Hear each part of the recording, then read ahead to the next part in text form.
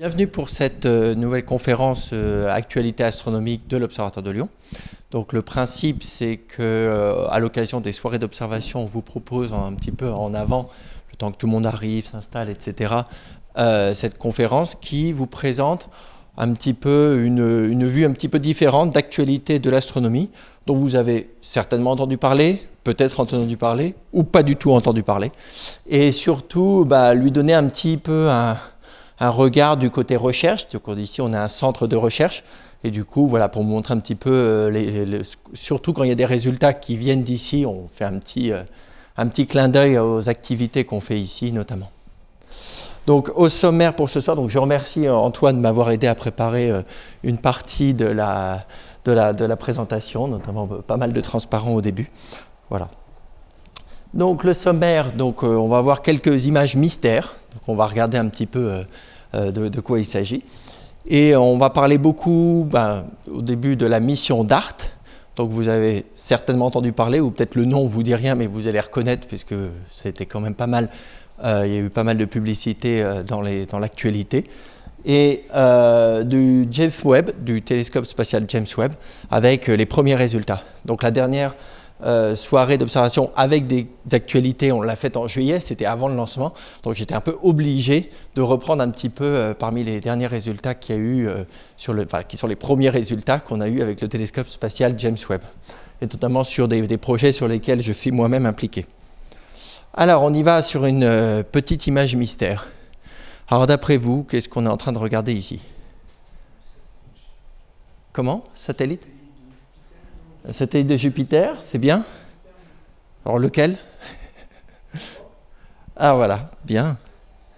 Donc c'est la Lune ou satellite de Jupiter, lune jovienne qui s'appelle Europe. C'est une photographie qui date du 29 septembre. Donc c'est une photographie très détaillée qu'on a du satellite Europe. Donc Europe, c'est un des 4 satellites principaux qui entourent Jupiter. Ça fait partie des plus gros satellites. Et c'est un satellite glacé. À la surface, vous avez beaucoup de ces rayures, de ces structures à la surface.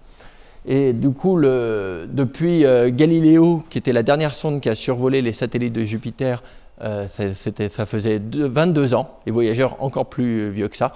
Et du coup, c'est à nouveau, Europe est survolée par une sonde qui est la sonde Juno. Une autre petite image mystère, donc liée à l'actualité aussi, des résultats récents. Alors, c'est pas culinaire, hein, je vous dis tout de suite, si vous posez la question. L'atmosphère, voilà, de je sais pas quoi. Alors, l'atmosphère de je sais pas quoi. Qu'est-ce que c'est le je sais pas quoi? En fait, on reste à peu près au même endroit. C'est l'atmosphère de Jupiter également. Mais on n'a pas l'habitude de la voir comme ça. Donc c'est en juillet 2022. C'est des tempêtes, des grands orages qui se passent à la surface, en haute atmosphère de Jupiter, parce que Jupiter est une planète gazeuse, il n'y a pas de sol proprement dit, à moins d'aller vraiment extrêmement profond au fond de la planète. Et voilà, on ne sait pas comment ces formations sont faites. Elles sont on ne sait pas comment elles arrivent à être aussi stables. Mais voilà, il y a des grêlons d'ammoniac qui vont de 1 kg à 700 km/h. Donc là, je pense que prendre une assurance pour un vaisseau spatial autour de Jupiter, ça doit être compliqué vu la taille des grêlons. Voilà. Alors, autre image mystère, là, ça se complique un petit peu. À quoi ça peut vous faire penser? C'est plutôt un diagramme qu'une image.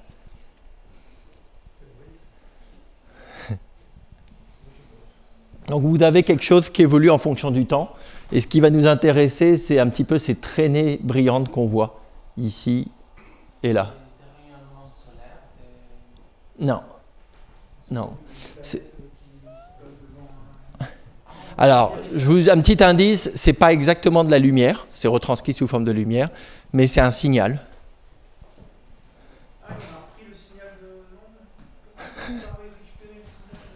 Bon, je vais y aller parce que je pense que ça va être compliqué. Donc en fait, il s'agit ce qu'on appelle un diagramme entre fréquence et temps. On est en train de regarder des ondes. Et on regarde des ondes à la surface de Mars, ici. Donc c'est des ondes sismiques. En fait, c'est un sismogramme, ça ressemblerait à ça. Donc c'est quelque chose qui présente en fonction du temps des ondes avec leurs fréquences. Et on voit comment les fréquences évoluent. Et ce qui est intéressant ici, c'est qu'on va comparer deux types d'ondes. On a les ondes sismiques à la surface de Mars. Donc en quelque sorte des tremblements de Mars. Bon, je ne sais pas si on dit exactement ça. Et donc la première partie à gauche. Et un peu après, on a ce qu'on appelle des ondes acoustiques. Donc en fait du son. D'accord, qui se propage dans l'atmosphère. Et en fait, ces deux signaux sont corrélés et ça correspond à des mesures qui ont été faites avec le sismomètre et d'autres instruments de mesure à bord de la sonde qui s'appelle InSight. Donc le sismographe qui est en partie français qui s'appelle SEIS. Donc InSight, c'est une mission de la NASA. Mais comme toujours, une mission de la NASA, il y a des collaborations avec l'Europe. Et les missions européennes, il y a des collaborations avec la NASA. C'est quand même si c'est majoritairement une sonde de la NASA, il y a des collaborations avec l'Europe et la France ici. Et en fait, ce signal, donc signal de tremblement de Mars et signal acoustique, donc du son, c'est deux signaux qui correspondent exactement au même événement, qui est un impact de météorites sur Mars.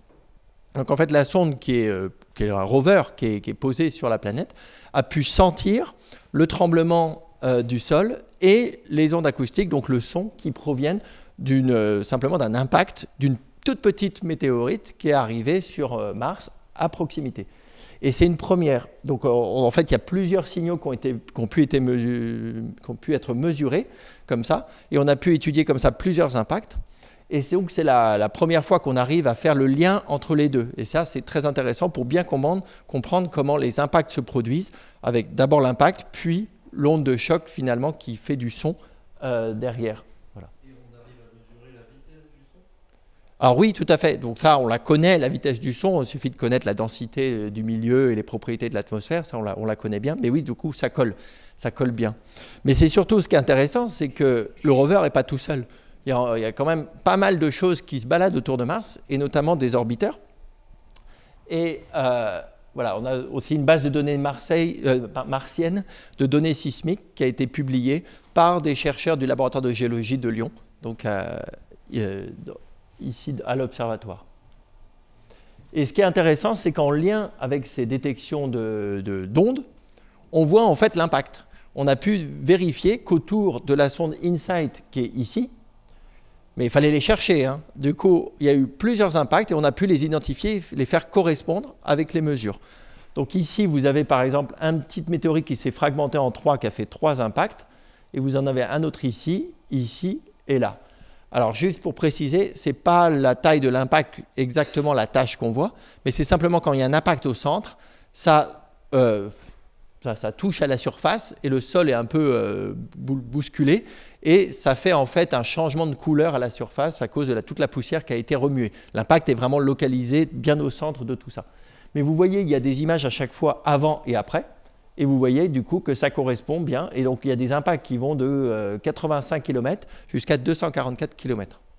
Alors pour la petite histoire, on pourrait dire, bon, ça a l'air normal, simple, etc. Mais il faut savoir que sur Terre, cette technique-là, on essaye de la faire. Mais on a détecté pour l'instant plus de mesures sur Mars avec ces mesures-là que sur Terre. Parce qu'en fait, c'est trop compliqué sur Terre. Il y a beaucoup d'autres activités sismiques, volcaniques, etc. qui empêchent de bien... Et le son, à cause du vent, sur Terre est beaucoup plus fort que le vent martien et ça empêche de faire ces mesures-là avec précision. Donc là, c'est tout l'intérêt de cette sonde InSight qui va avoir des sismomètres pour mesurer les tremblements de Mars et donc étudier la structure interne de Mars. Et ça, c'est en lien aussi pour faire une comparaison après avec la Terre, bien évidemment. Il y a d'autres chaises ici, si vous voulez vous asseoir ou... si ça vous va comme ça, ou peut-être derrière, il y en a peut-être quelques places derrière, si vous voulez. Alors, l'image mystère suivante, je crois que j'en ai encore une ou deux, mais c'est pas vraiment une belle image, hein, donc est-ce que ça vous parle? Alors, pas du tout, hein. Il y en a qui ont peur en voyant ça. Bon, il s'agit d'une équation. Et c'est une équation qui a un nom spécifique, c'est ce qu'on appelle l'équation de M. Drake, Frank Drake, qui est décédé en fait là tout récemment. Donc il est célèbre pour avoir formulé cette équation. Donc je vais en parler un petit peu. Ce n'est pas vraiment une équation qu'on va utiliser ou un modèle exact tout de suite, je précise. Et on ne va pas aller le détailler complètement parce que bon, il y a beaucoup de polémiques derrière ce calcul. En fait, c'est une expérience de pensée. Monsieur Drake était très intéressé pour l'étude de la vie extraterrestre et la recherche de vie extraterrestre intelligente donc à l'extérieur de la Terre, et notamment à l'initiative des programmes comme SETI, d'accord, qui s'est mis à écouter. Donc c'est un radioastronome à la base, mais il s'est intéressé à toutes ces questions-là.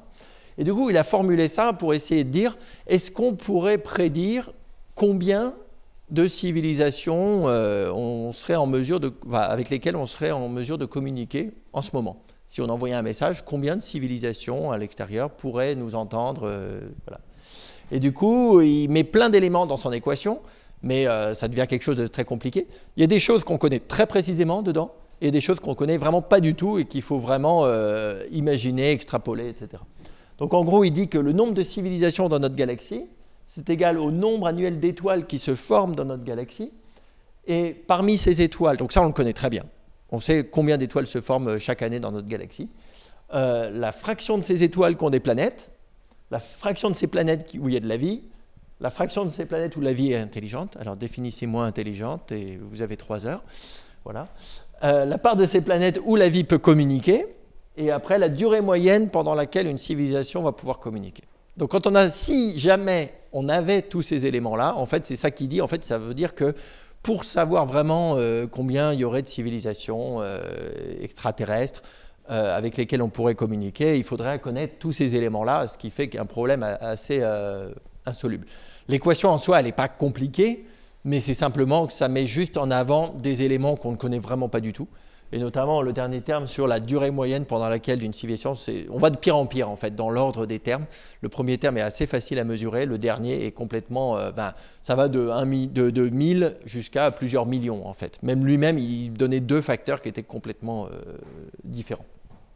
Voilà, donc je ne vais pas m'étendre là-dessus, donc il y a eu beaucoup de polémiques derrière sur ce critère, qu'est-ce que ça veut dire, est-ce que c'est les bons critères, etc. Ça a fait réfléchir les gens et c'était l'idée au départ. Ce n'était pas l'idée de faire des prédictions, même le calcul lui-même en soi n'est pas si important que ça, mais c'était faire réfléchir les gens sur qu'est-ce que ça veut dire de communiquer avec d'autres civilisations, etc. Je vais parler un petit peu maintenant de la mission DART. Donc la mission DART, donc c'était... une mission qui a été envoyée il y a un peu moins d'1 an, 24 novembre 2021. L'objectif, c'était d'observer, étudier un couple d'astéroïdes, donc un petit astéroïde en fait, même autour d'un plus gros astéroïde. Donc l'astéroïde, il s'appelle Didymos et son satellite, il s'appelle Dimorphos. Donc ce qu'on appelle un astéroïde géocroiseur, c'est-à-dire c'est un astéroïde dont l'orbite pourrait potentiellement être dans la même orbite que la Terre. Ça ne veut pas dire que les deux vont se croiser. Ce n'est pas parce que vous êtes sur la même orbite, mais que sur 2 orbites qui se croisent, qu'elles vont forcément se croiser au même moment. Et puis même, tout est en 3 dimensions, donc c'est très rare d'avoir 2 orbites qui vont vraiment se croiser. Mais disons qu'ils passent à proximité de la Terre, potentiellement, d'ici des périodes assez élevées. L'astéroïde, du coup, il est à 10 millions de kilomètres. Et la taille de la cible qu'on cherchait, le satellite astéroïde, il fait 160 mètres de diamètre. Donc ce n'est pas très gros. Mais on l'avait mesuré, on avait vu qu'il y avait ce satellite. Et l'idée, c'était de créer un impact pour modifier l'orbite de ce petit astéroïde. L'objectif étant de démontrer qu'il serait possible, si on s'y prenait un petit peu en avance, typiquement pour un astéroïde de cette taille-là, il faudrait s'y prendre 10 ans en avance, le savoir, et modifier un petit peu l'orbite de l'astéroïde. En impactant, on va changer l'orbite, et si on change l'orbite, du coup, l'astéroïde ne rentrera plus en collision potentielle avec la Terre. Ce n'est pas celui-là qui était en collision potentielle avec la Terre maintenant, mais c'était juste un exercice, une démonstration un petit peu. Donc l'impact, après il y a des objectifs scientifiques derrière aussi, c'est-à-dire que quand vous impactez un astéroïde, vous allez dégager beaucoup de roches, de poussière, etc., qui peuvent être analysées. On va essayer de comprendre comment tout ça va s'éparpiller autour de l'astéroïde, etc. Donc on va vous montrer un petit peu les résultats. Donc avec l'impact avec une vitesse de 24 000 km/h, Alors ça paraît énorme, mais bon, c'est les vitesses. Dès qu'on envoie quelque chose dans l'espace, ça va quand même à des vitesses folles. Pour pouvoir s'échapper de la Terre, il faut sortir à des vitesses au moins égales à celle-là. Et donc l'effet qu'on escomptait, donc on n'a pas encore confirmation que ça a fonctionné, il faudra attendre un petit peu de temps encore pour le savoir, c'est de réduire la période de 1%. Si vous réduisez la période d'une orbite de 1%, donc on voit ici une vue d'artiste de l'astéroïde central et de son satellite, l'impact qui est fait sur le satellite Dimorphos, et donc si on lui modifie son orbite, la nouvelle orbite devrait être plus courte, se rapprocher de Didymos, et du coup, bon, c'était l'objectif, montrer qu'on peut changer une orbite artificiellement en faisant un impact. Voilà. À partir de là, donc il y a un orbiteur qui est là, qui est un impacteur qui va arriver et aller directement faire boom avec l'astéroïde, voilà. Et à côté de lui, il y a un petit compagnon, ce qu'on appelle un nanosatellite, un tout petit satellite, qui va l'observer et le prendre en photo. Comme ça lui évite de prendre des selfies en train de se faire collisionner. Il y a quelque chose qui va lui prendre les photos en même temps. Et nous-mêmes, on va faire des observations depuis la Terre. Il y a plein de satellites et de télescopes au sol qui ont fait des observations pendant l'impact. Ils sont tous pointés. Il y a plein de télescopes au sol qui ont pointé directement à l'astéroïde pour voir si on voyait quelque chose. Alors le nanosatellite qui a pris en photo, voilà, il était juste à côté.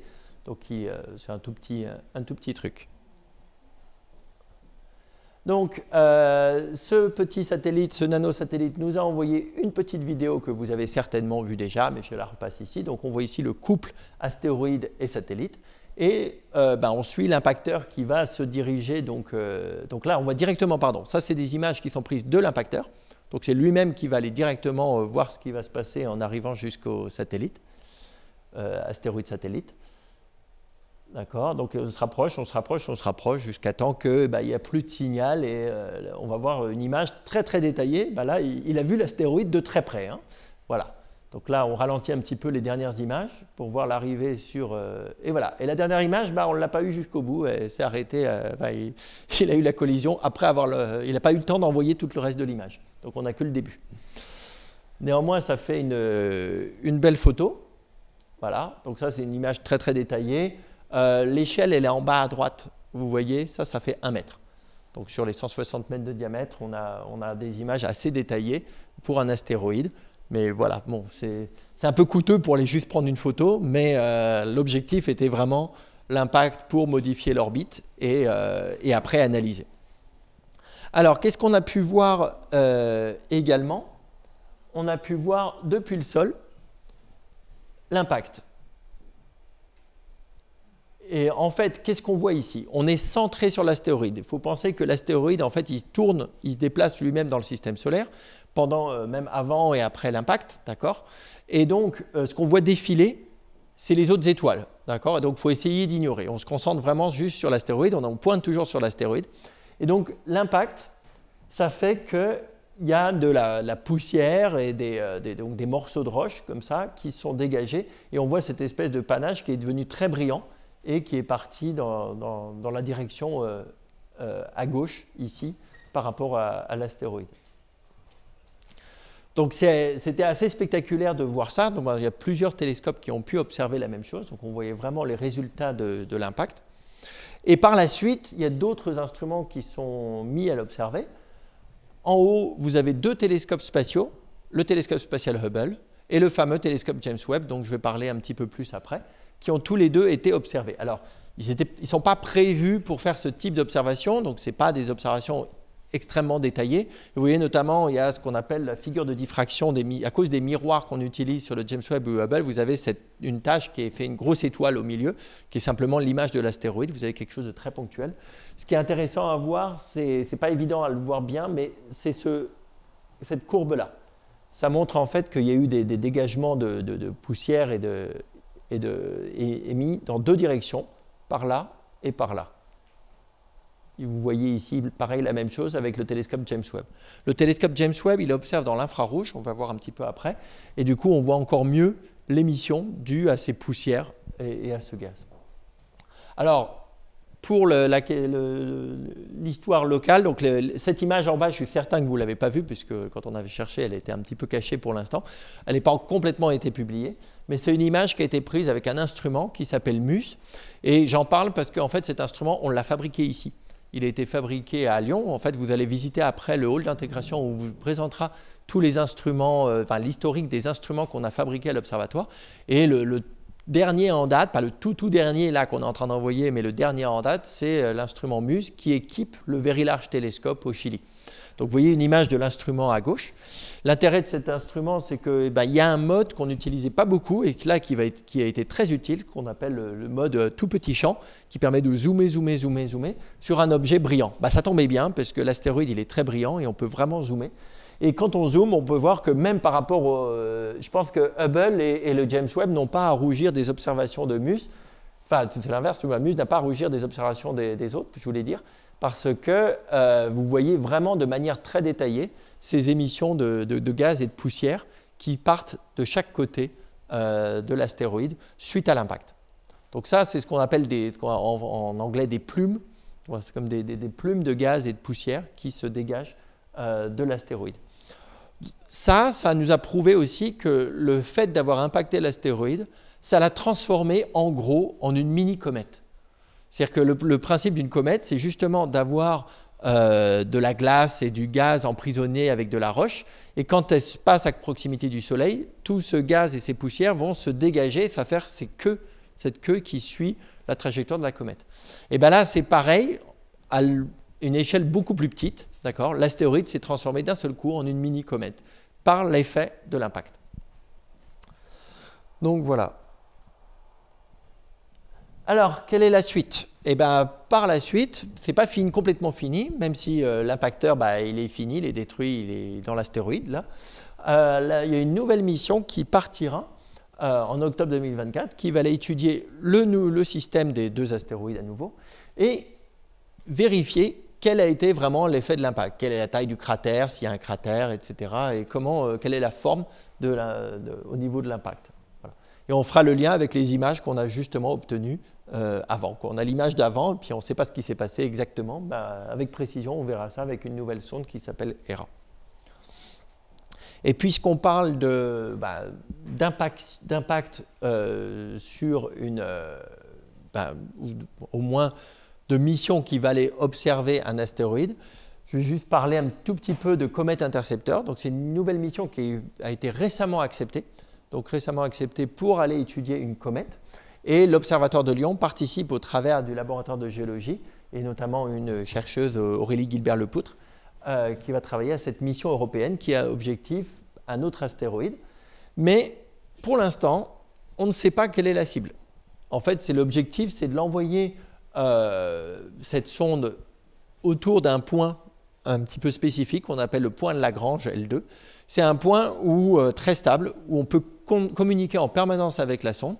Et en fait, on la met en réserve et on surveille un petit peu ce qui se passe autour. Et dès qu'on a une cible qui nous intéresse, et au contraire, on va pouvoir choisir vraiment la cible qui nous intéresse, on l'éjecte un petit peu de ce point de Lagrange pour aller intercepter une comète. Et donc, c'est ça qui est un peu étrange pour l'instant, c'est qu'on étudie un petit peu différentes cibles, et pour l'instant, il n'y a pas de candidat vraiment identifié. Donc, ça veut dire qu'il faut prévoir tout en avance. Avant que la mission parte, il faut être sûr de prévoir si la comète elle est plutôt comme ci ou comme ça, il faudra prévoir des instruments qui vont mesurer ci ou ça. Voilà.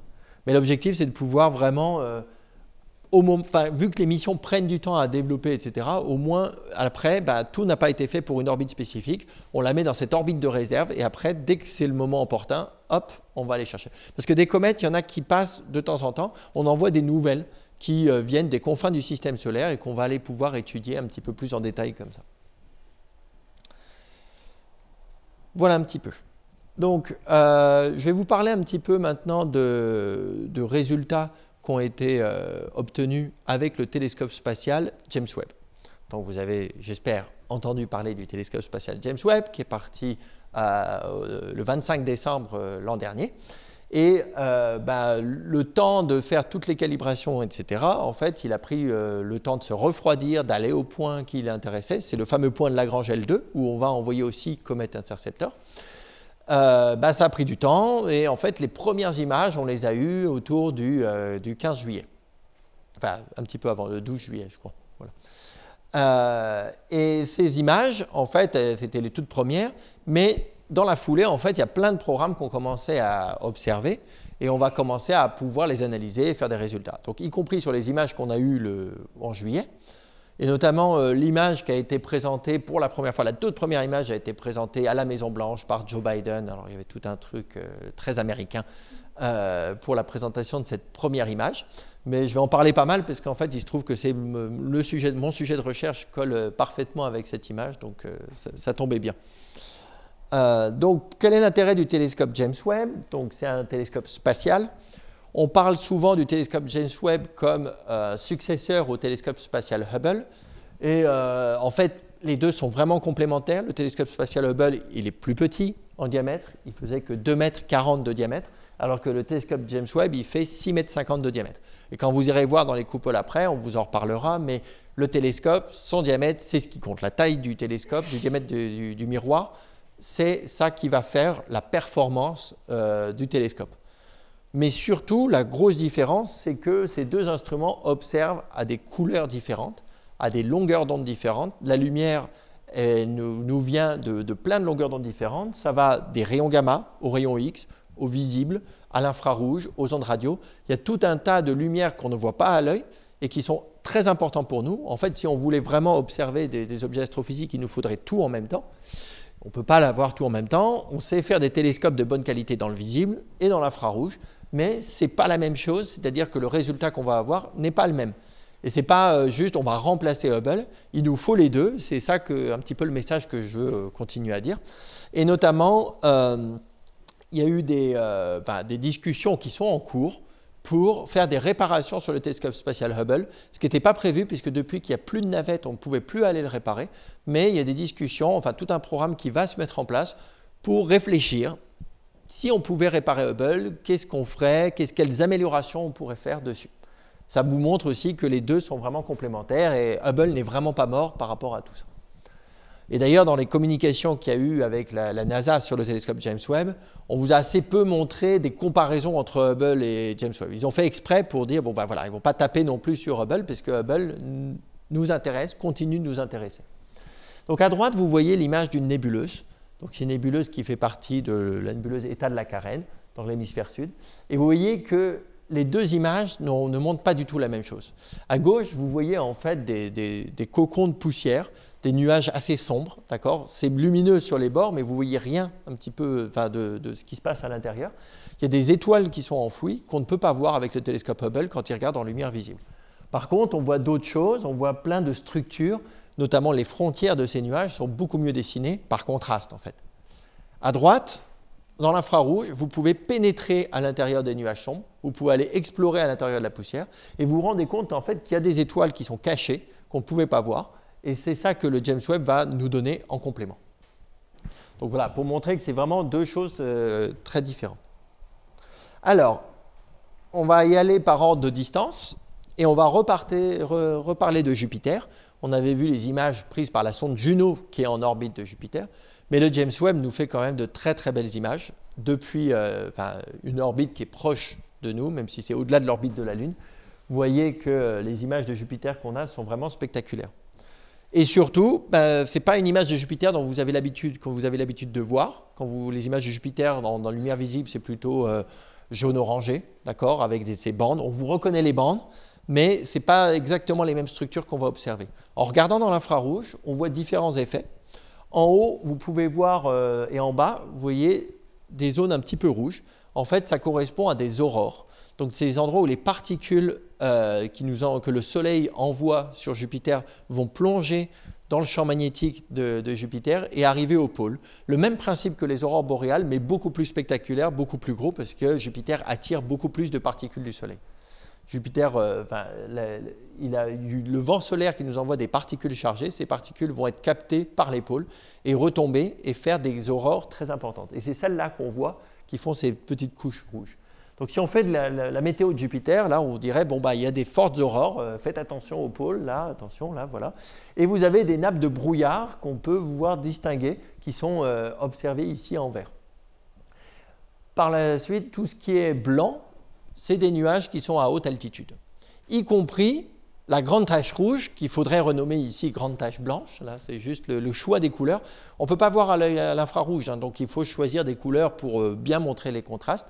Donc le choix a été mis sur le blanc ici pour montrer la lumière qui ressemble à la lumière solaire. Donc en fait, les nuages de haute altitude reflètent simplement la lumière du soleil. C'est pour ça qu'on les a mis en blanc. Tout ce qui n'est pas blanc, il y a eu quelque chose qui s'est produit dans Jupiter qui a changé la lumière que nous renvoie Jupiter.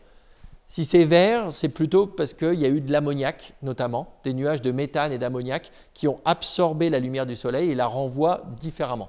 D'accord ? Donc ça a modifié les couleurs. Si c'est blanc, ça a juste reflété, comme la neige reflète blanc la lumière du soleil, si vous voulez. Donc avec tout ça, on peut surveiller Jupiter et faire du coup la météo et voilà, dire, voilà, si vous habitez l'équateur de Jupiter en ce moment, faites attention à ces nuages de très haute altitude. Voilà, on peut faire des choses comme ça. Cette image, je l'ai montrée un petit peu en zoomé. On peut aussi dézoomer et regarder un petit peu ce qui se passe autour. Alors, je ne sais pas si on le voit vraiment très très bien. Est-ce que vous voyez, donc ici, vous avez un petit point, vous avez d'autres petits points, et surtout ici, est-ce que vous devinez, il y a une espèce d'anneau. Ce n'est pas un espèce d'anneau, c'est un anneau. Oui. Juste le temps de... pardon, éteindre. Voilà. Donc, vous voyez un peu mieux. Là-haut, juste pour les deux images, je vais remettre la lumière après. Vous voyez l'anneau. Donc, si je mets des détails un petit peu ici, vous avez Amalthée, qui est un satellite de Jupiter qui est assez brillant ici, alors qu'il est tout petit en fait, hein, c'est un des plus petits satellites de Jupiter. D'autres satellites comme Adrastea, et vous avez donc ces anneaux. Donc, il y a plusieurs petits anneaux très fins. Ces anneaux, les premières fois qu'on les a observés, c'est avec la sonde Voyager. C'est-à-dire qu'on ne les avait pas observés depuis la Terre ou depuis un satellite avant le télescope James Webb. Pourquoi ? Parce que les anneaux, c'est formé de poussière et du coup, ça va rayonner pas mal en infrarouge. Et avec l'infrarouge, le télescope spatial James Webb est vraiment à même de faire des mesures très précises, de détecter des anneaux beaucoup plus précisément. Et ce qui est à gauche, on vous dit le pic de diffraction de Io. Ça veut dire quoi ? En fait, ça veut dire que Io, c'est un autre satellite de Jupiter qui est par là. Et chaque fois que le James Webb observe, il y a un petit peu ces rayures qui sont des artefacts dus à l'optique du télescope James Webb, parce qu'il est comme ça, parce qu'il a des miroirs en hexagone. Ça fait des rayures un petit peu dans 6 directions. Et vous envoyez une de ces rayures qui arrive par la gauche. Mais ça vous montre qu'il y a un satellite qui est Io ici. Et pareil, l'effet que vous voyez en bas, ici, ce n'est pas un autre anneau ou une autre structure, etc. C'est simplement un effet optique. Dès que vous êtes ébloui avec le James Webb, vous avez ces rayures. On les avait vues tout à l'heure quand je vous ai montré l'image de l'astéroïde. On avait vu qu'on était assez embêté par ces 6 rayures qui partent dans les directions. Et voilà, donc ça, c'est pour ça. Le James Webb n'est pas fait pour faire des objets très très brillants. Il est surtout fait pour aller observer les galaxies lointaines notamment. Mais il teste quand même des choses comme ça et ça fonctionne. Ça fait un petit peu des défauts d'optique qui apparaissent, mais parce qu'il n'était pas prévu pour ça. Une autre image, et vous voyez d'ailleurs encore ces mêmes effets là-haut, sur cette image-là. Ici, c'est une image d'une planète qui est Neptune. Donc la planète Neptune, c'est la planète la plus éloignée de la Terre. Donc c'est la 8e planète dans l'ordre par rapport au Soleil. Donc là, on ne peut pas aller plus loin en termes de planètes du système solaire.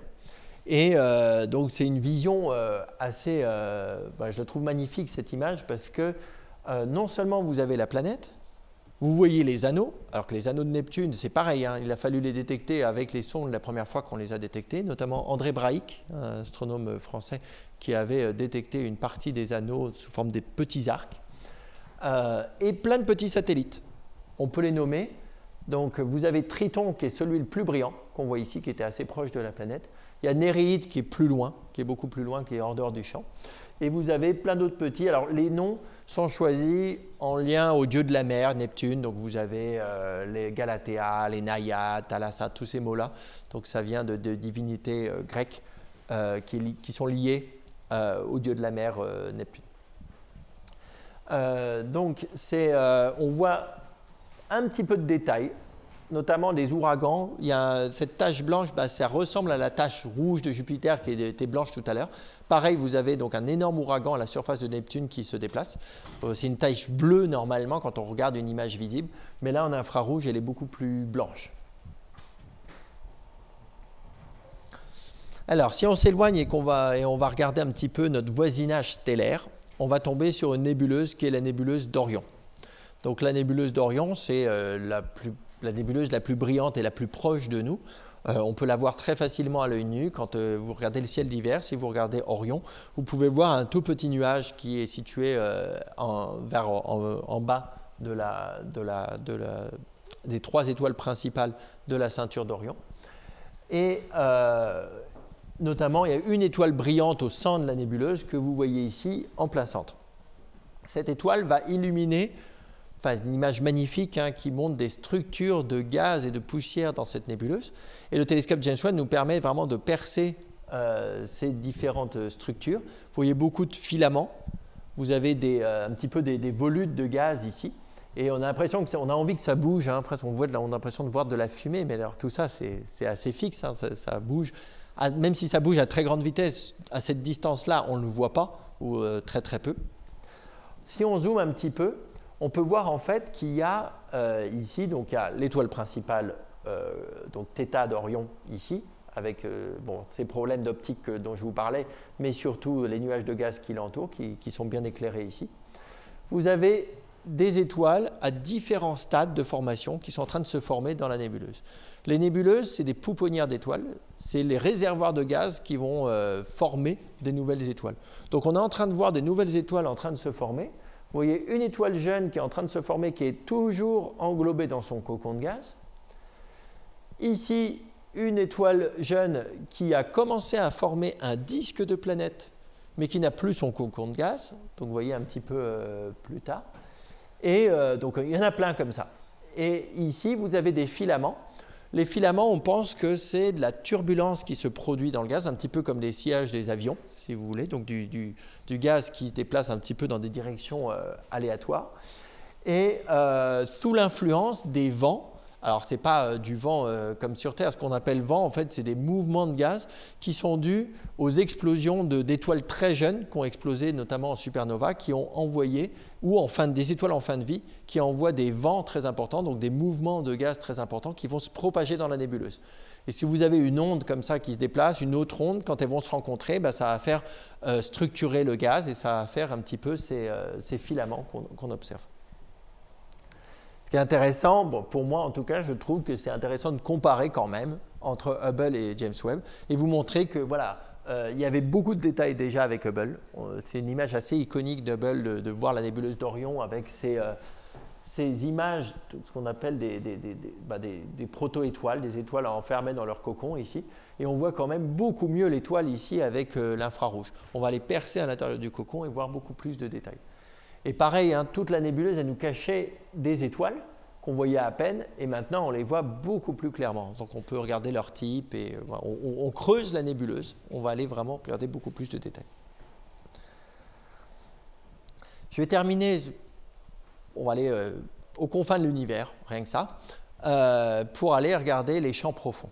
Ce qu'on appelle un champ profond, c'est une image comme celle-ci, avec le télescope James Webb. Chaque fois que vous prenez une image avec le télescope James Webb et que vous restez un tout petit peu de temps, vous commencez à avoir des galaxies. Le télescope James Webb est très très sensible et l'univers est rempli de galaxies. Donc pour rappel, nous sommes nous-mêmes dans une galaxie. La nébuleuse d'Orion, ça fait partie de notre galaxie, c'est des nuages de gaz dans notre galaxie. Mais en dehors de notre galaxie qui s'appelle la Voie lactée, il y en a plein d'autres. D'accord, et qui se situent à des distances énormes. On parle ici de plusieurs milliards d'années-lumière. D'accord, la lumière met des milliards d'années pour venir jusqu'à nous. Et un des objectifs principaux, si ce n'est l'objectif principal du télescope James Webb, c'est d'aller étudier les toutes premières générations de galaxies au début de l'histoire de l'univers. Comme la lumière met du temps pour venir jusqu'à nous, le fait d'aller voir des galaxies très très loin, on va remonter dans le passé. On va remonter comme ça jusqu'aux les confins de l'univers, c'est le début de l'histoire de l'univers, c'est proche du Big Bang. On va arriver en fait à quelques centaines de millions d'années après le Big Bang. Ce qui est très peu puisque l'histoire de l'univers, c'est 13,8 milliards d'années. D'accord ? Et là, ce qu'on va montrer en fait avec le télescope James Webb, on peut déjà montrer qu'on arrive au moins à arriver à 250-300 millions d'années après le Big Bang. Et là, c'est déjà un grand pas, puisque les dernières frontières qu'on avait, c'était plutôt autour de 500 millions d'années après le Big Bang. Donc ces champs profonds, il y en a eu plusieurs types. Et vous voyez en fait un exemple de quel type d'objet on regarde. On va chercher un objet rouge, presque à peine une petite boule. D'accord. Alors ça n'a rien à voir avec une galaxie telle que vous la connaissez. Hein. Ce n'est pas du tout l'image d'Épinal d'une galaxie. Une image d'une galaxie très très distante, c'est une galaxie en train de se former. C'est à peine plus gros. Enfin, la distinction entre une galaxie et un amas d'étoiles est très très ténue. Il n'y a presque pas de différence. On parle d'un très gros amas d'étoiles. C'est un endroit où il y a beaucoup de matière, beaucoup d'étoiles qui sont en train de se former. Et du coup, on va chercher un objet donc très rouge parce que à cause de l'expansion de l'univers, depuis le temps qu'il y a eu le Big Bang, en fait, la lumière de ces galaxies s'est étalée et s'est décalée vers les couleurs rouges. Donc là, sans rentrer trop dans les détails, ce qu'on appelle donc l'expansion de l'univers, on est dans un univers qui est constamment en expansion. Plus on remonte dans le temps, plus on regarde de la lumière qui, sur son trajet, s'est faite rougir, s'est décalée vers le rouge. Et du coup, la signature typique de ces objets-là, c'est d'avoir rien quand on regarde dans toutes les couleurs, et où dès qu'on arrive vers le rouge, on commence à voir quelque chose, et on voit comme ça une cassure dans la couleur, d'un seul coup on voit beaucoup de signal vers le rouge.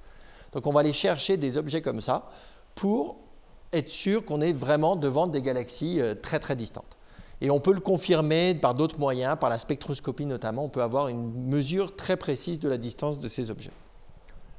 L'image de droite, c'est la toute première qui a été faite par le télescope James Webb, la toute première qui a été présentée, donc à la Maison Blanche par Joe Biden, et des astronomes qui étaient là aussi, hein, bien évidemment. Et c'est une image qui a été faite un peu étonnamment, ce n'est pas un champ complètement vide, il y a plein de galaxies, parce qu'on est en fait en train de regarder un amas de galaxies. C'est qui n'est pas très très loin, hein, il est assez distant, mais par rapport aux confins de l'univers dont je parlais, il est entre nous et le confin de l'univers, d'accord ? Mais c'est toutes les galaxies blanches que vous voyez, toutes les taches blanches que vous voyez, chacune des taches c'est une galaxie, très massive, et l'ensemble du coup ça va faire une très très grosse masse. Et une très grosse masse, il suffit de demander à Einstein qu'est-ce qui va se produire si on met une très très grosse masse dans l'univers. Einstein nous dit une très grosse masse dans l'univers, ça va déformer l'espace. Alors c'est symbolisé à gauche, vous avez une masse comme ça sur un tissu, ça va le déformer. Si vous déformez l'espace, d'accord, il faut accepter ça là encore, c'est quelque chose qui n'est pas du tout intuitif, déformer l'espace et en 3 dimensions, à ce moment-là, la lumière qui passe à côté, elle va suivre l'espace. Si l'espace est déformé, la lumière elle passe en ligne droite, mais la ligne droite pour la lumière, c'est l'espace déformé. Donc en fait, la lumière va suivre la déformation produite par un objet massif dans l'univers. Alors, juste pour récapituler un petit peu ça, donc nous on est là, on observe une galaxie très très loin, et entre deux on a mis une très grosse masse. La très grosse masse, c'est toutes les galaxies blanches qui sont entre nous et des objets très très lointains. Qu'est-ce que ça va faire ? Vous avez à droite une galaxie de très très loin qui nous envoie des rayons dans toutes les directions. Pour l'instant, je n'ai pas mis ma très grosse masse entre nous et la galaxie. Imaginons, je la rajoute. D'accord ? Donc les rayons lumineux, si je rajoute un amas de galaxies, donc une très très grosse masse entre nous et la Terre, ça va déformer l'espace. Les rayons lumineux vont se courber à cause de la déformation de l'espace. Finalement, notre image de l'image de la galaxie peut prendre plusieurs trajets et arriver jusqu'à nous en faisant des petites taches comme ça, et notamment ces grands arcs-là. Ça, c'est une image déformée d'une galaxie qui est très très distante. Ce phénomène-là, on appelle ça un phénomène de lentille gravitationnelle. Donc pour vous expliquer un petit peu plus. Et on peut reproduire ce phénomène avec une lentille en verre ou en plexiglas, comme celle-ci. Et si vous me regardez au travers, j'imagine que vous me voyez déformé et vous voyez des cercles. D'accord ? Et c'est ce qui est en train de se produire ici sur cette image. L'amas de galaxies qui est très massif va déformer la lumière de galaxies très très loin et former des grands arcs. Alors, c'est à la forme d'un pied de verre à vin, hein. Donc, si jamais vous embêtez pendant un repas de famille, vous pouvez aussi, ça marche aussi, avec un pied de verre à vin. Vous prenez le pied de verre à vin, vous voyez la déformation. Voilà. Je vais vous le faire circuler, si vous voulez bien voir l'effet.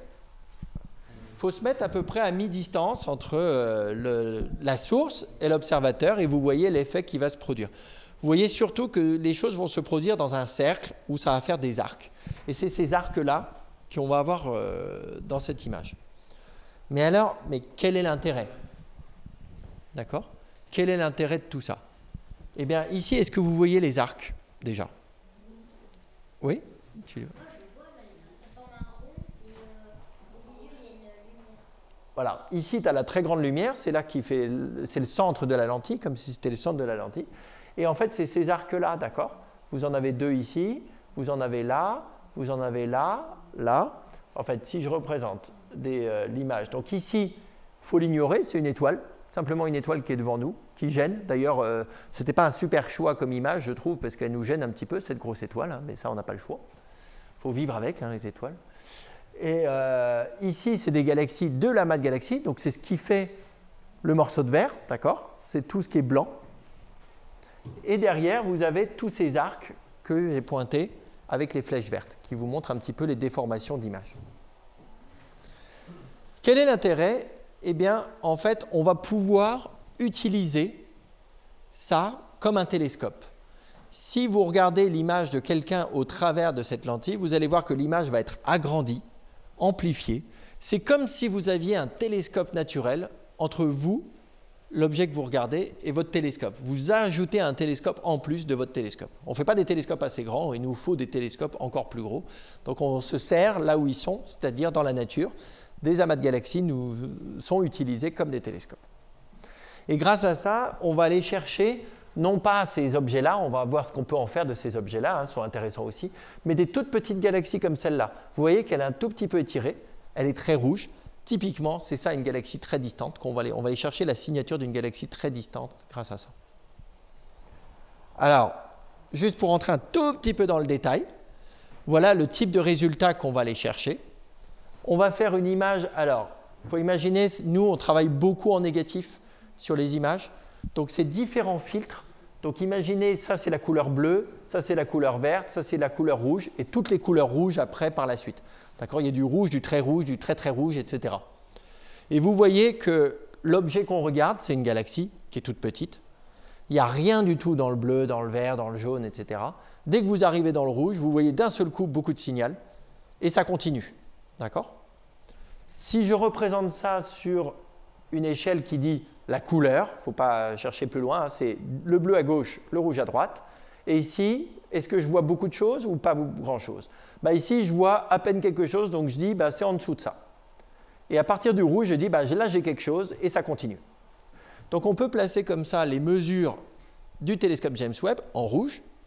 Et les mesures aussi, on fait en même temps, on rajoute les mesures du télescope Hubble, parce que ça nous intéresse aussi. Et c'est les points qui sont en vert. Et si je combine les deux, vous voyez que le meilleur modèle qui permet de passer par tout ça, c'est le modèle que j'ai mis en bleu, qui vous montre, en fait, ça colle parfaitement avec la prédiction pour une galaxie très très distante, pour laquelle on s'attend à une cassure. Ici, on n'a rien, et d'un seul coup, un gros saut de couleur, et vous avez beaucoup de signal vers le rouge et l'infrarouge, etc. D'accord? Voilà, je ne vais pas vous embêter plus avec des figures scientifiques. Donc, si je reprends encore mon image, on avait vu qu'il y avait ces très beaux arcs. Il y a un autre intérêt de ces très beaux arcs, c'est l'effet microscope. On a vu l'effet télescope pour aller chercher très très loin aux confins de l'univers. Donc la galaxie que je vous ai montrée juste avant, c'est une des galaxies les plus lointaines qu'on ait pu mesurer. Elle est autour de ce qu'on appelle un décalage spectral de 13.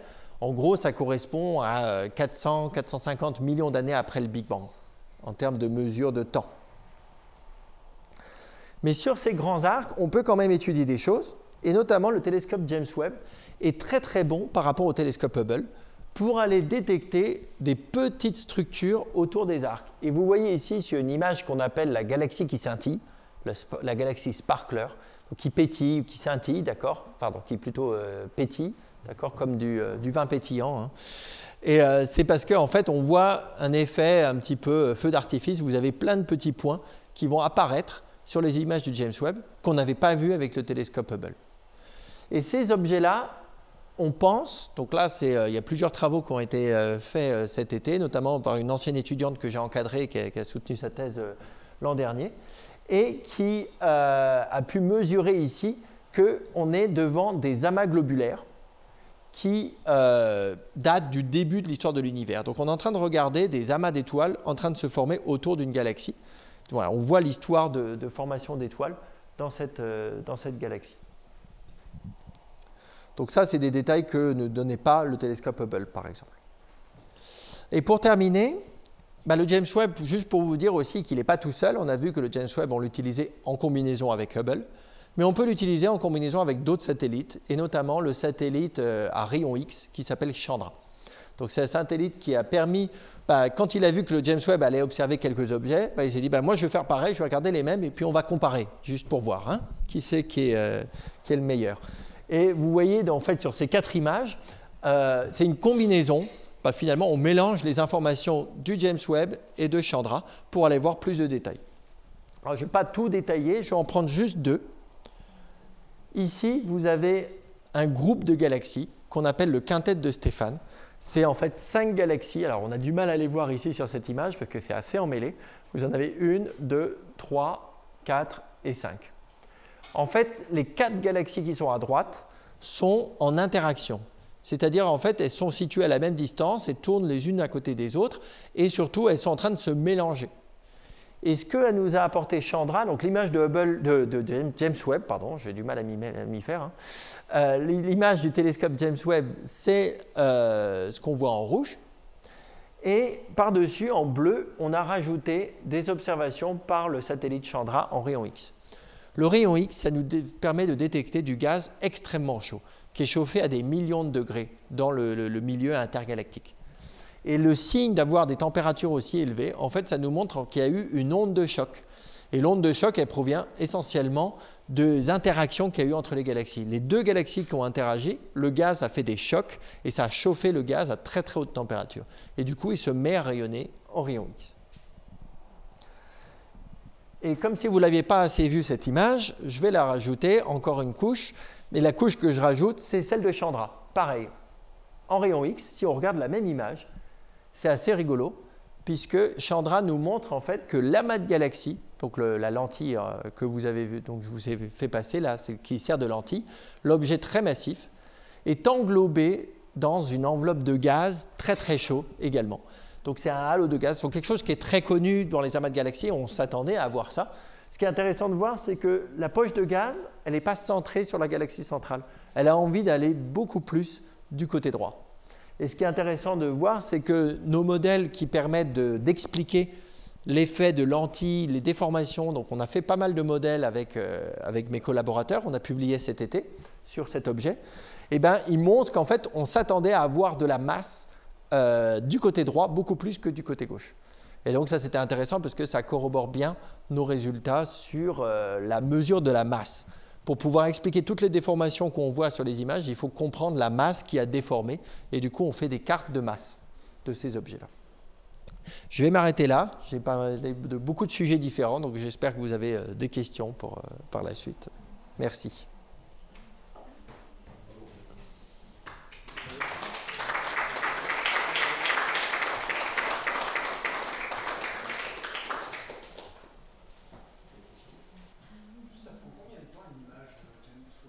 À prendre ? Ça dépend. Ouais, c'est pas instantané, hein. C'est-à-dire que c'est des pauses longues. Donc on fait comme beaucoup en astronomie, on cherche. Si je parle juste de la galaxie dont je vous parlais, cette galaxie nous envoie à peine quelques photons par heure, quoi.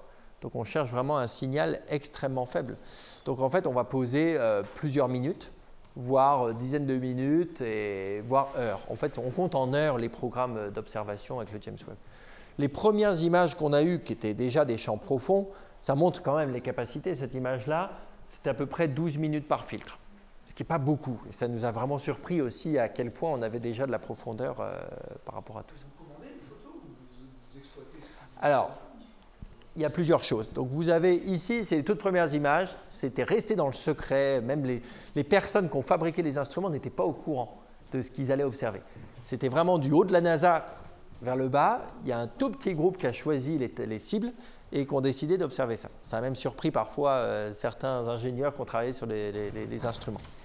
À partir de là, c'était simplement pour les images grand public, c'était vraiment pour faire le show, la communication, tout ça. Bon, c'est l'effet NASA, quoi. Après, vous avez les programmes d'observation. Donc, on a des programmes qui ont été acceptés depuis déjà plusieurs années à cause de tous les retards qu'il y a eu. En fait, il fallait déjà planifier toute une année d'observation en avance. Donc, on a les programmes, ce qu'on appelle Early Release Observation, Early Release Science, qui ont été tout de suite lancés dès que ces premières images sont prises, ça a enchaîné. Donc là, on savait déjà, il y a plusieurs équipes. Donc, je faisais partie de quelques équipes là-dedans. Et ces données-là sont tout de suite publiques. Donc, en fait, on a pu se jeter aussi sur les données d'autres personnes et aller regarder un petit peu ce qui se passe. Et on ne s'est pas fait prier. Hein. On a bien commencé à analyser tout ça.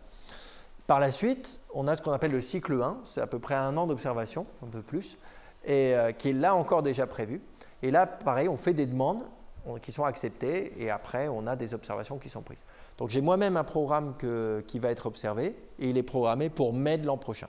Voilà, donc j'ai encore un petit peu de temps à attendre. Donc en attendant, je me sers de tout ce qui est public, tout ce qui arrive à sortir comme ça. Ça, c'est pas les vraies couleurs, en fait. Alors, forcément, le télescope James Webb va observer dans l'infrarouge. On ne pourra jamais dire que c'est vraiment les vraies couleurs. Donc on fait un traitement qui est simplement d'appliquer une couleur à un filtre donné. Nous, au départ, on travaille uniquement sur des images en noir et blanc. Et toute l'analyse dont je vous parle, et c'est pour ça que je vous préfère vous montrer ces images-là, les images sur lesquelles on travaille, on peut regarder les couleurs pour histoire de dire cet objet-là m'intéresse, etc. Mais une fois qu'on a l'objet qui nous intéresse, on va aller regarder ça. On va aller regarder les images vraiment. Et de toute façon, l'œil ne verrait vraiment de détails que sur 3 couleurs. Là, ce qui nous intéresse, c'est les 7. D'accord ? Les 7 couleurs en même temps. Et là, l'œil ne peut pas les voir comme ça. C'est vraiment l'analyse. Et du coup, on ramène ça à une courbe. On fait passer des modèles dans une courbe. Et ça, c'est avec ça qu'on peut vraiment travailler. Et James Webb, donc qu'est-ce qu'il renvoie ? Il vous renvoie des données et après, oui. Sur Terre, on a un ordinateur. Quoi. Oui, voilà. Donc, à partir de ça, j'extrais ça comme photo. Alors, il envoie directement les images. Hein. C'est un détecteur. Du coup, par exemple, en imagerie, en tout cas, ce qui est plus simple, vous avez simplement le détecteur et on récupère directement les données du détecteur. Après, ces données ne sont pas calibrées. Donc après, il prend aussi des pauses. Par exemple, il observe un champ complètement blanc. Donc il fait une balance des blancs, si vous voulez. Je vous le fais un petit peu comme ça. Il corrige les effets qu'il y a un petit peu un ombrage d'un côté de l'autre. Et l'instrument évolue dans le temps. Donc il y a des impacts qui peuvent faire que sur le détecteur, il y a des mauvais pixels qui apparaissent, des choses comme ça. Donc tout ça, c'est pris en compte. Et il y a un système qu'on appelle de réduction de données qui va prendre ces données brutes et nous donner des données calibrées. Les données calibrées, on les a pause par pause. Mais après, c'est à nous de bien vérifier l'alignement, de les combiner entre elles et faire une image encore plus profonde. Ce qui est aussi important, c'est que quand on est dans l'espace, on se paye des rayons cosmiques en permanence. Le télescope est bombardé en permanence par des rayons cosmiques. Si je vous montre une image brute, c'est impressionnant de voir une image du Hubble ou une image du James Webb. Vous voyez en fait des impacts partout. Vous vous dites comment vous faites pour travailler avec ça. Ben, on en fait plein. Et au bout d'un moment, aléatoirement, à un moment donné, il y a bien un endroit où il n'y aura pas de rayons cosmiques. Donc, en combinant assez, on arrive à les rejeter et à travailler sur ce qu'il y a entre les rayons cosmiques. Voilà, donc tout ça, ça fait qu'il y a beaucoup de traitement qui est fait. Et même, donc, tout ce que je vous ai dit là, les résultats, etc., on est encore en train de les améliorer et constamment, même encore cette semaine, on nous a dit que toutes les données qu'on avait prises depuis le début, ils ont été recalibrées et que les facteurs de calibration qu'on avait, ils étaient faux. Et donc, il faut le tout refaire. Mais on parle de 5% de variation. Donc ça dépend du type de résultat qu'on a. Il y a des résultats qu'on ne va pas changer, il y a des résultats qu'on a envie de raffiner, quoi. Voilà. Tout à l'heure, vous parliez d'ondes et de fréquences. Oui. Quel est le rapport avec... Parce que nous, on habite à côté de Nancy, dans le Cher. Ah oui, d'accord. Alors là, si je vous mets le petit schéma, j'en profite de mon petit schéma. Si vous habitez à Nancy, vous avez des systèmes de radioastronomie qui sont situés là-bas, donc au centre de la France, en Sologne, un coin complètement paumé, pardon, excusez-moi. Non, mais c'est fait exprès, parce que du coup, il n'y a pas beaucoup d'activité humaine aux alentours et ça ne perturbe pas au niveau des ondes radio. C'est pour ça qu'on les choisit, ces endroits-là.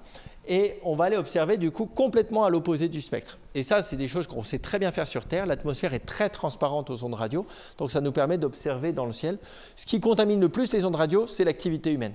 Et d'ailleurs, il y a des bandes spécifiques qui sont réservées aux astronomes, où vous n'avez pas le droit d'émettre, et on ne pourra pas émettre, jusqu'à preuve du contraire, tant que les compagnies, les industriels ne voudront pas aller prendre ces bandes-là. Il y a des endroits réservés dans le spectre.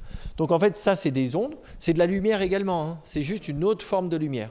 Les rayons X, c'est complètement à l'opposé. Là, vous voyez les particules, vous voyez les photons arriver un à un. La lumière visible, c'est les photons qui arrivent sur des détecteurs. Et au niveau, quand vous arrivez au très très rouge, le plus rouge possible, on tombe sur les ondes radio, et là, c'est plutôt des ondes. Voilà. Mais c'est le même phénomène, c'est simplement, il prend une forme un petit peu différente. Et donc oui, les observations radio, je ne sais pas si NANSEE participe à des observations avec le James Webb, mais ils pourraient être utilisés en comparaison avec le James Webb. Tout comme je vous ai montré que les rayons X étaient en comparaison avec le James Webb. Dans ce que j'ai montré, il n'y en avait pas directement, mais ils pourraient.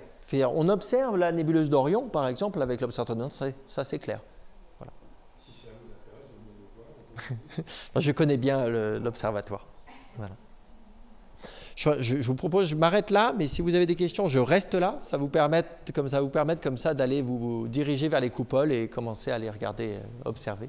Ou la galerie de visite pour aller avoir une présentation sur les instruments qu'on fabrique ici à l'observatoire.